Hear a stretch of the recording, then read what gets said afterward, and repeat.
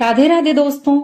आज की हमारी कहानी है एक बुद्धिमान किसान और उसके 4 बेटों की। ये एक ज्ञानवर्धक और शिक्षाप्रद कहानी है। प्लीज कहानी को पूरा जरूर सुनिए। एक गांव में एक किसान रहता था जिसका नाम ज्ञान सिंह था। उसके 4 बेटे थे। ज्ञान सिंह सूरत और सीरत का बहुत ही अच्छा आदमी था। वो हर गरीब की मदद करता, दरवाजे पर आए फकीर को कभी भी भूखा नहीं लौटाता। उसका ये मानना था कि इंसान चाहे जितनी चालाकी करे मगर कर्म कभी उसका पीछा नहीं छोड़ते। इन्हीं अच्छे कर्मों के कारण उसके पास धन दौलत की कमी नहीं थी। खेत, जानवर, अनाज, रुपया, पैसा, हर चीज से उसका घर भरा रहता था।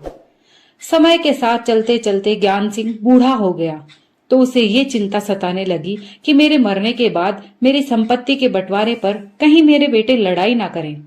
कुछ समय बाद ज्ञान सिंह को एक ऐसी बीमारी ने घेरा कि अब उसकी जीने की उम्मीद ना रही। उसने अपने 4 बेटों और अपने एक खास नौकर को अपने पास बुलाया और अपने बेटों से कहा, यदि मैं इस दुनिया से चला जाऊं तो तुम मिलजुल कर रहना। मिलकर रहने से बड़ी बरकत होती है। मैंने तुम चारों के लिए बहुत कुछ छोड़ दिया है। मेरी इसी चारपाई के चारों पायों के नीचे एक एक हंडिया गड़ी हुई है। तुम अपनी अपनी पसंद से ले लेना। इतना कहकर उसने अपने बेटों को वहां से भेज दिया। फिर अपने नौकर से 4 हंडिया मंगवाकर उनमें उस नौकर की मदद से जो कुछ भरना था वो भरकर चारपाई के सभी पायों के नीचे चारों मटकों को गाड़ दिया। कुछ दिन बाद जब ज्ञान सिंह को ये एहसास हो गया कि अब मैं नहीं बचूंगा तो उसने अपने 4 बेटों को एक साथ बुलाकर कहा, बेटों, धन दौलत के बंटवारे के लिए अक्सर खून खराबा होता है। मैंने अपनी पूरी जायदाद के 4 हिस्से कर दिए हैं। मेरे मरने से पहले तुम्हें तुम्हारे हिस्से का धन देकर जाना चाहता हूँ। मेरे लिए तुम सब आंखों के तारे हो। अब 4 बेटों ने अपनी गर्दन झुका दी। फिर किसान ने अपने सबसे छोटे बेटे को उसकी पसंद का पाया चुनने को कहा। फिर दूसरे बेटों ने भी ऐसा ही किया। फिर चिंतित होकर 4 बेटे अपने बाप की चारपाई से लगकर बैठ गए। कुछ पल बाद किसान ने आखिरी सांस ली। बाप के मरने का गम तो बेटों को था ही, मगर सभी रस्मों को पूरा भी करना था। फिर सभी रस्में भी पूरी कर दी गई। 4 बेटों ने सभी रस्मों को शानदार तरीके से निभाया, क्योंकि रुपए पैसे की तो कोई कमी थी ही नहीं। गरीबों में खैरात बांटी। ये कार्यक्रम कई दिनों तक चलता रहा। आखिर एक दिन सभी भाइयों ने फैसला किया कि अब अपनी अपनी हंडिया को देखा जाए कि किसके हिस्से में क्या आया है। चारों ने अपने अपने हिस्से की हंडिया को निकाला तो वे बड़े हैरान और परेशान हुए। एक हंडिया में सोने चांदी के जेवर भरे हुए थे, दूसरी में हीरे मोती थे, मगर तीसरी और चौथी हंडिया में कुछ नहीं था, सिवाय एक में मिट्टी भरी थी और दूसरी में हड्डियां थी। जिन 2 भाइयों को सोने और हीरों से भरी हंडिया मिली वो तो बड़े खुश हुए, जबकि मिट्टी और हड्डियों वाली हंडिया जिनके हिस्से में आई थी वे बड़े नाराज और दुखी थे। उन 2 भाइयों ने वे दोनों हंडिया लेने से साफ साफ मना कर दिया।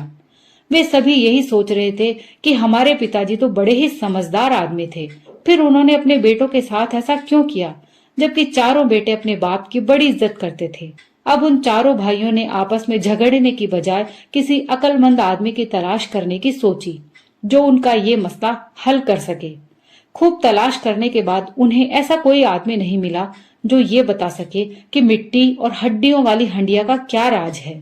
फिर उन्होंने फैसला किया कि क्यों ना राजा के दरबार में जाकर ही इस पहेली को सुलझाया जा सके, क्योंकि ज्ञान सिंह की राज दरबार में बड़ी इज्जत थी। 4 भाई अब पूरी तैयारी के साथ राज दरबार की ओर चल पड़े। रास्ते में उन्होंने देखा कि राजा का बेटा घोड़े पर बैठकर शहर को जा रहा है। तभी एक भाई ने राजकुमार से बड़े ही अदब से पूछा, राजकुमार जी, क्या राजा साहब महल में मौजूद हैं? राजकुमार ने बड़ी बेरुखी से जवाब दिया, महल में ही हैं, मगर दिमाग के रूप से ठीक नहीं है। उनका दिमाग खराब हो गया है। सभी भाइयों ने सोचा कि ऐसा नेक दिल राजा पागल कैसे हो सकता है। शायद राजकुमार अपने बाप से नाराज है, इसलिए ऐसा कह रहा है। खैर, आपस में सभी भाइयों ने यह तय किया कि महल तक एक बार जरूर चलकर देखना चाहिए। जब वे पहरेदार की अनुमति लेकर महल के अंदर गए तो उन्होंने देखा कि राजा की बेटी अपनी सखियों के साथ बगीचे में टहल रही थी। 4 भाइयों ने राजकुमारी से भी राजा के बारे में पूछा, तो राजकुमारी ने भी बड़ी बेरुखी से कहा, राजा तो दरबार में बैठे हैं मगर अंधे हैं। ये सुना तो चारों भाइयों को बड़ी हैरानी हुई और ताज्जुब भी हुआ कि राजा का बेटा तो बाप को पागल बता रहा था और बेटी उसे अंधा बता रही है। जरूर कुछ दाल में काला है। चारों भाई कई वर्षों पहले राजमहल के एक कार्यक्रम में अपने बाप ज्ञान सिंह के साथ शामिल हुए थे।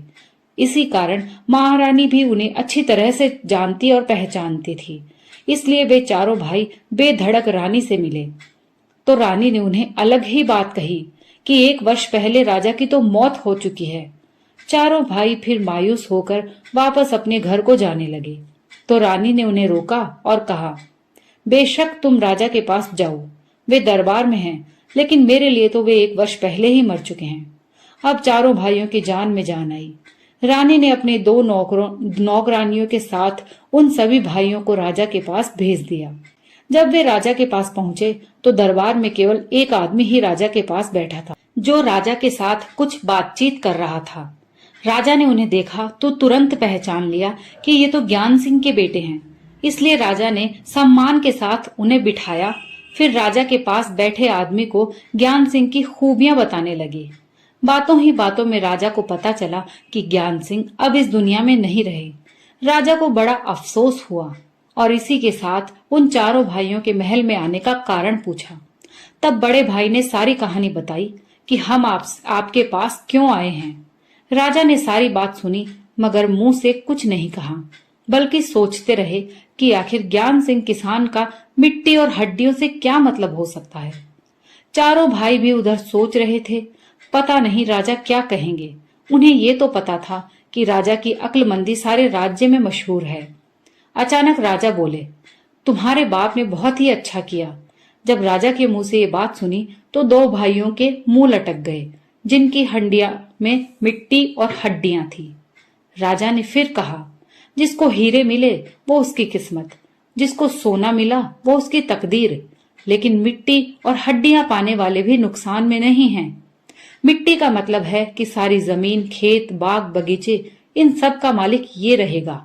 और हड्डियों वाली हंडिया का मतलब है कि सभी दूध देने वाले पशु, घोड़े, ऊंट, बैल आदि सभी हड्डियों की हंडिया वाले मालिक के हिस्से में आएंगे। राजा की बात को सुनकर सारे भाइयों के चेहरे खिल उठे। उन्होंने राजा से कहा, महाराज, आपका साया हमारे सरों के ऊपर बना रहे। जब वे वापस आने लगे तो बड़े भाई को राजकुमार, राजकुमारी और रानी का ख्याल आया। वे पीछे मुड़कर राजा से बोले, अगर आपकी अनुमति हो तो हम कुछ ऐसी बातें जुबान पर लाएं जिनका संबंध आपसे है। राजा ने कहा, हाँ हाँ, जो कुछ कहना है बेफिक्र होकर कहो। बड़े भाई ने फिर कहा कि जब हम आपके पास आ रहे थे तो राजकुमार ने कहा कि आप दिमागी रूप से ठीक नहीं हैं। फिर राजकुमारी से मिले तो उन्होंने आपको अंधा कहा। रानी ने तो आपको इतना तक कहते कहते बड़ा भाई रुक गया। राजा ने कहा, हाँ, वो यही समझती है कि मैं उसके लिए मर गया हूँ। उन सब का मतलब ये है कि मेरा बेटा अब 18 वर्ष का होने वाला है। मैं चाहता हूँ कि वो पहले अपनी पढ़ाई पूरी करे, फिर कोई अच्छी सी लड़की देखकर मैं उसकी शादी कर दूं, फिर उसके कुछ इम्तिहान लेकर ये तख्त व ताज उसे सौंप दूं। मगर वो हथेली पर सरसों जमाना चाहता है, यानी मैं उसे अभी के अभी इस राज्य का राजा बना दूं। मगर मैं ऐसा नहीं करूंगा, इसलिए वो मुझे पागल समझता है। राजकुमारी के लिए भी मैं अच्छा सा लड़का देख रहा हूँ ताकि उसके हाथ पीले कर सकूं, क्योंकि अब वो जवान हो गई है। लेकिन वो अपनी पसंद के लड़के से शादी रचाना चाहती है। उसका सोचना है कि मुझे उसकी खुशियां दिखाई नहीं देती। रानी ने जो कुछ कहा इसका कारण था कि साल भर पहले मैं उसे सैर कराने ले जाता था, मजेदार बातें करता, साथ साथ खाना खाता। मगर अब हर रोज दरबार में हजारों शिकायतें और प्रार्थनाएं आती रहती हैं। जब तक मैं उनकी शिकायतों सुनकर फैसला करता हूँ तो रात हो जाती है। हर समय दरबार में रहना पड़ता है ताकि कोई मायूस वापस ना चला जाए। इसीलिए रानी को मेरी कमी महसूस होती है। मगर उसे ये सोचना चाहिए कि भगवान ने ये तख्त मुझे ऐसा करने को नहीं दिया। जब तक प्रजा सुखी ना हो जाए तो मेरा सुख किस काम का है। राजा अपनी बात पूरी करके चुप हो गया। चारों भाइयों को अपने राजा पर बड़ा गुरूर हुआ। उन्होंने राजा से घर लौटने की आज्ञा मांगी तो राजा ने उन्हें यही कहा, तुम सब भाई एक रहो, नेक रहो। दोस्तों, ये कहानी यहीं समाप्त होती है। अगर आपको ये कहानी पसंद आई हो तो प्लीज कहानी को लाइक और शेयर जरूर कीजिए, कमेंट करके मुझे जरूर बताइए। और अगर आप मेरे चैनल पर नए हैं तो प्लीज मेरे चैनल को सब्सक्राइब कर लीजिए।